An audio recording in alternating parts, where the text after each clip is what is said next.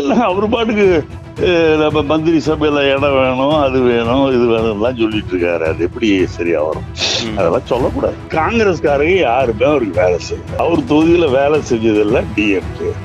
அவர் ஜெயிச்சதும் டிஎம்கேனாலதான் ஜெயிச்சார். இப்படி இருக்கும்போது இவர் இப்படி எல்லாம் பேசுறதுக்கு தப்புன்னு தான் நான் சொல்றேன். மூத்த தலைவர் ப. சிதம்பரம் பெரிய பணக்கார குடும்பம், செட்டிநாட்டிலேயே இருக்கிற பணக்கார குடும்பங்கள்ல ஒரு குடும்பம்ல எனக்கு தெரியும். அதெல்லாம் தெரியும். எவ்வளவு பெரிய ஆள் அர்த்தம் தவறான கருத்தை சொல்ல என்னால் ஏற்றுக்கொள்ள முடியாது. நேரடியா ஒரு சுயநலமா தான் செயல்படுறாரு நீங்க நினைக்கிறீங்களா கார்த்தி சிதம்பரம்?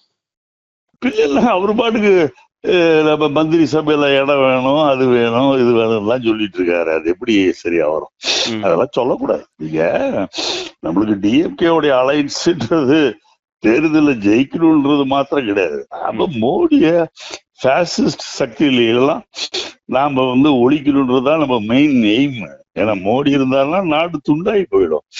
சோ அதை நோக்கி காங்கிரஸும் டிஎம்கேவும் பயணம் செஞ்சுட்டு இருக்கும்போது அதுல நாம இந்த மாதிரி கருத்துக்களை சொல்றது ஏற்புடையதல்ல. எதற்காக அந்த மாதிரி கருத்துக்களை அவர் பேசுறாரு நீங்க நினைக்கிறீங்க? அதுக்கு என்ன காரணம் நினைக்கிறீங்க? இல்ல இத்தனைக்கு காரணம், நீங்க அவரு காங்கிரஸ்காரங்க யாருமே அவருக்கு வேலை செய்யல. அவர் தொகுதியில வேலை செஞ்சதெல்லாம் டிஎம்கே. அவர் ஜெயிச்சதும் டிஎம்கேனாலதான் ஜெயிச்சாரு.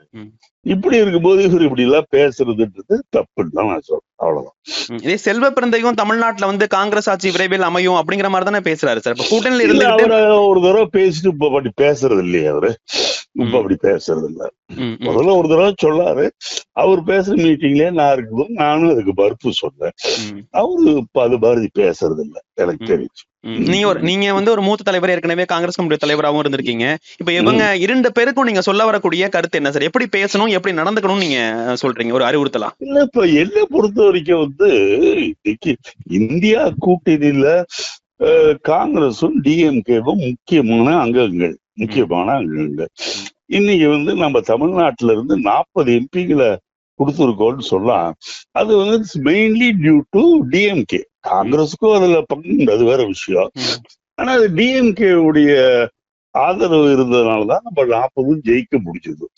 இன்னைக்கு திராவிட முன்னேற்ற கழகத்தை பொறுத்தவரையில் அதனுடைய தலைவர் ஸ்டாலின் அவர்களும் நம்முடைய ராகுல் காந்தி அவர்களும் உடன்பிறவா சகோதரர்களை போல அவ்வளவு பாசத்தோடு இருக்கின்றார்கள். அவர்கள் 2 பேர்த்துக்கும் முக்கியமான கொள்கை இந்த பாசிச கொள்கையுள்ள இந்த மத வெறியர்களிடமிருந்து நாட்டை காப்பாற்ற வேண்டும் என்றும். சோ அதுக்கு உறுதுணையா நாம இருக்கணுமே தவிர அதுக்கு இடைஞ்சல் வர அப்படி கருத்துக்களையோ செயல்பாடுகளையோ செய்யக்கூடாது. அவரும் ஒரு காங்கிரஸ் மூத்த தலைவர் ப. சிதம்பரத்துடைய மகன் தான். அப்படி இருக்கும்போது இப்படி முரண்பாடு வரணும் அப்படிங்கிறதுக்காக அவர் பேசுறாருன்னு நினைக்கிறீங்களா? இல்ல அவருக்கு நீங்க சொல்ற மாதிரி ஏதாவது சுயநலம் இருக்குன்னு நினைக்கிறீங்களா? அவரு மூத்த தலைவர் ப. சிதம்பரம் பெரிய பணக்கார குடும்பம், செட்டிநாட்டிலேயே இருக்கிற பணக்கார குடும்பங்கள்ல ஒரு குடும்பம்ல எனக்கு தெரியும். அதெல்லாம் தெரியும். எவ்வளவு பெரிய ஆள் அர்த்தம் தவறான கருத்தை சொல்ல என்னால் ஏற்றுக்கொள்ள முடியாது.